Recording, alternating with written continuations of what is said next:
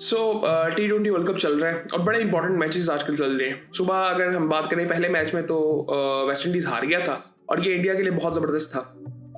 अब world cup जो है वो इंडिया के लिए ओपन हो चुका है। क्योंकि इंडिया ने जिम्बाब्वे को हरा दिया बेसिकली।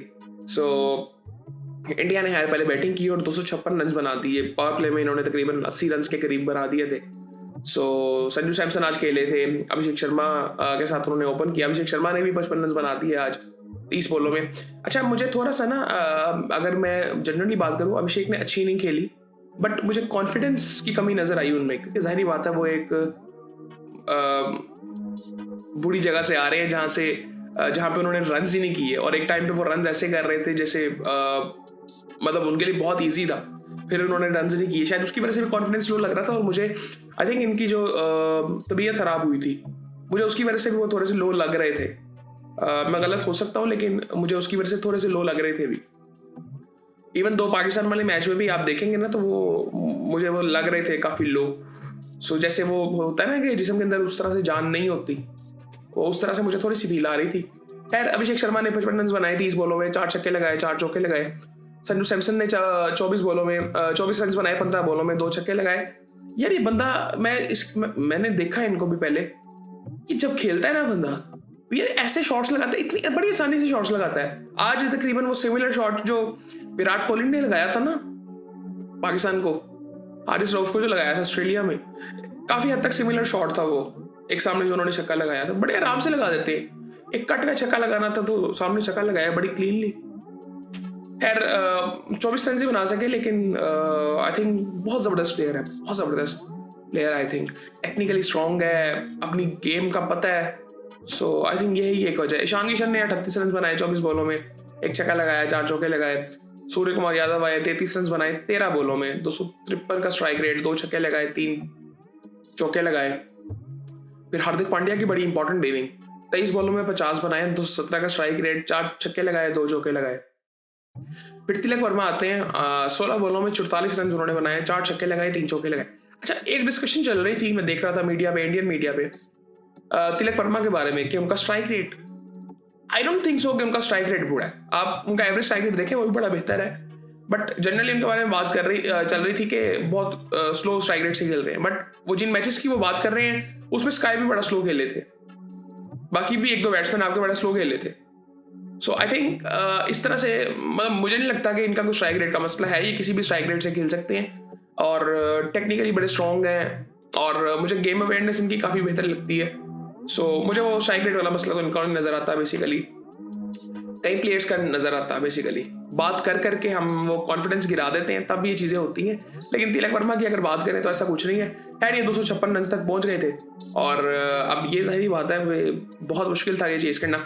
अच्छा, यहाँ पे मैं थोड़ी सी बॉलिंग की बात करूंगा। मुझे थोड़ा सा ना इनएक्सपीरियंस वो नजर आया जिम्बाब्वे के अंदर, कि जिस तरह वो बॉलिंग कर रहे थे, फील्डिंग जिस तरह से करी हुई थी, फील्डिंग के मुताबिक बॉलिंग नहीं हो रही थी, वो शुरू में ही नजर आ गया था। खैर, लेकिन आई थिंक थोड़ा सा नीचे रखते तो शायद कुछ चांस बन जाता, क्योंकि जिम्बाब्वे ने 184 रन कर लिए चेज करते हुए। ये बड़ी इंटरेस्टिंग बात है। जिम्बाब्वे जिस तरह से फाइट कर रहा है बेसिकली, वो बड़ी जबरदस्त चीज है। खैर,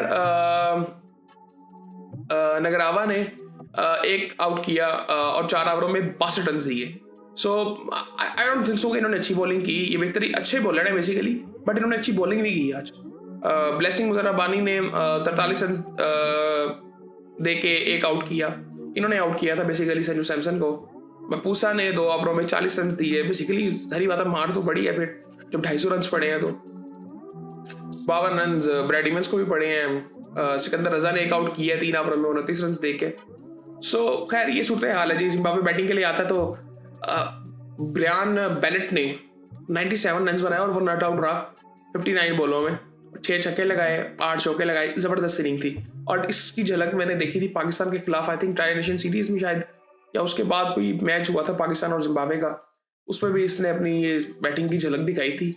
और आई थिंक मुझे इनका बैलेंस बड़ा ठीक लगता है ये जिम्बाब्वे का।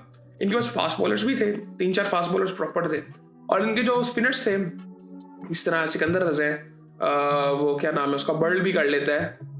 और मतलब ये पूरा कॉम्बिनेशन इनका बड़ा ज़बरदस्त है। सो आई थिंक बड़ा ये, और एक और चीज़ यार, प्रॉपर बैटिंग विकेट थी, और ये आई थिंक इंटेंशनल भी होगा कि बैटिंग विकेट बनाई जाए, क्योंकि जाहिर बात है अब जितना मर्जी आप कह लें कि जी आईसीसी ऐसा नहीं करता होगा, न्यूट्रल ही सारा कुछ, ऐसा नहीं होता। मतलब बात सीधी सीधी ये है कि बिजनेस सेंस बननी चाहिए, तो इंडिया आगे जाना चाहिए, ये इंपॉर्टेंट है आईसीसी के लिए। सो बैटिंग विकेट, बिल्कुल बैटिंग विकेट थी, बिल्कुल सीधी सीधी बैटिंग विकेट थी, और वो आपने देख भी लिया कि बाद में जिम्बाब्वे ने बैटिंग कैसे की। खैर बॉलिंग की अगर बात करें इंडिया की, तो 3 आउट किया हर्षदीप सिंह ने 24 रन देके, एक आउट किया जी चक्रवर्ती, अक्षर पटेल और दुबे ने। बुमराह ने 3 ओवरों में 21 रन दिए, 46 रन पड़े 2 ओवरों में दुबे को, एक आउट किया उसने। बट यहाँ पे एक चीज ये देखनी है कि इंडिया ने 184 रन खाए। ये चीज मतलब ये मैं पहले भी बात कर चुका हूँ कि इंडिया रन्स तो खा रहा है, जहां पे वो टोटल तो बड़ा कर देता है, वहां पे वो रन्स भी खाता है। सो खैर ये जीत जो थी इंडिया की वो 72 रन्स की थी, जो कि आई थिंक इनका स्ट्राइक रेट तो काफी बेहतर हुआ होगा, और सुबह वेस्ट इंडीज भी हार गया तो उनका स्ट्राइक रेट भी नीचे गया होगा। सो अब यहाँ पे अगर सूरत हाल इस वक्त देखें, सो इंडिया का स्ट्राइक रेट इस वक्त -0.10 है, और वेस्ट इंडीज का स्ट्राइक रेट 1.791 है। सो वेस्ट इंडीज इस वक्त दूसरे नंबर पे है। अब वो क्वार्टर फाइनल है सीधा सीधा, वेस्ट इंडीज इंडिया का। इंडिया को क्वालिफाई करना है, इंडिया को मैच जीतना है, 4 पॉइंट्स हो जाएंगे, क्वालिफाई कर जाएगा। वेस्ट इंडीज से 4 पॉइंट्स हो गए, जीत गया इंडिया से, तो क्वालिफाई कर जाएगा। सो लेकिन वेस्ट इंडीज को मेरे ख्याल से इंडिया को हल्का नहीं लेना चाहिए किसी भी तरह से। वेस्ट इंडीज बहुत स्ट्रॉन्ग टीम है आई थिंक, और वो आज उनको थोड़ा सा एक झटका मिल गया मेरे ख्याल से, बट आई थिंक बड़ी स्ट्रॉन्ग टीम है, और हल्का लेना नहीं चाहिए बिल्कुल। और अब कल भी बड़ा इंपॉर्टेंट मैच है इंग्लैंड वर्सेस न्यूजीलैंड का। अभी पाकिस्तान के एंगल से बड़ा इंपॉर्टेंट है। अब पाकिस्तान चाहेगा कि इंग्लैंड न्यूजीलैंड को हराए, लेकिन थोड़े से मार्जिन से, थोड़ा सा ज़्यादा मार्जिन से, जो कि आज इंडिया चाह रहा था साउथ अफ्रीका से। और खैर न्यूजीलैंड के 3 पॉइंट है इस वक्त। अब न्यूजीलैंड अगर हार जाएगा तो 3 मैच उनके खत्म हो जाएंगे। सो पाकिस्तान को फिर एक मैच जीतना पड़ेगा, बट थोड़े बेहतर स्ट्राइक रेट से वो पाकिस्तान को वहाँ पर पता चलेगा, क्योंकि पाकिस्तान का भी जो रन रेट है वो इतना कोई खास नहीं है, -0.461 है। सो इंग्लैंड की अगर बात करें तो 2 में से 2 मैचेस जीत गए हुए हैं, 4 पॉइंट्स उनके। और अब इन दोनों में से मतलब इंग्लैंड तो क्वालिफाई कर गया हुआ है, न्यूजीलैंड और पाकिस्तान में से क्वालिफाई किसी ने करना है। न्यूजीलैंड अगर जीत जाएगा तो वो पहले नंबर पे आ जाएगा। सो ये सूरत हाल है जी। बट आई थिंक मैं इस चीज़ पर इतना कोई ज़्यादा बिलीव करता नहीं हूँ। मतलब पाकिस्तान ने इतनी खास कोई क्रिकेट खेली नहीं है, ठीक है। सो आई डोंट थिंक सो कि पाकिस्तान डिजर्व भी करता है। सो खैर ये देखते हैं कल क्या होता है। इंग्लैंड वर्सेस न्यूजीलैंड का मैच है, फिर हफ्ते वाले दिन क्या कहते हैं श्रीलंका वर्सेस पाकिस्तान का मैच है। ये भी बड़ा इंपॉर्टेंट मैच है। और अच्छा 27 का ब्रेक आ गया बेसिकली, जुम्मे वाले दिन का ब्रेक आ गया, और फिर उसके बाद संडे को बड़ा इंपॉर्टेंट मैच है। एक तो बिल्कुल डेड रबर है जिम्बाब्वे वर्सेस साउथ अफ्रीका का, लेकिन आई थिंक वो इम्पॉर्टेंट इस लिहाज से हो जाएगा कि साउथ अफ्रीका को अगर टॉप पे रहना तो उस लिहाज से इम्पॉर्टेंट हो जाएगा। अच्छा मैच होगा दोनों अफ्रीका की टीम्स। उसके बाद लेकिन इंपॉर्टेंट मैच है इंडिया वर्सेस वेस्ट इंडीज का, जो कि क्वार्टर फाइनल ही है बेसिकली, क्योंकि उसके बाद फिर जो जीतेगी वो सेमीफाइनल में चली जाएगी।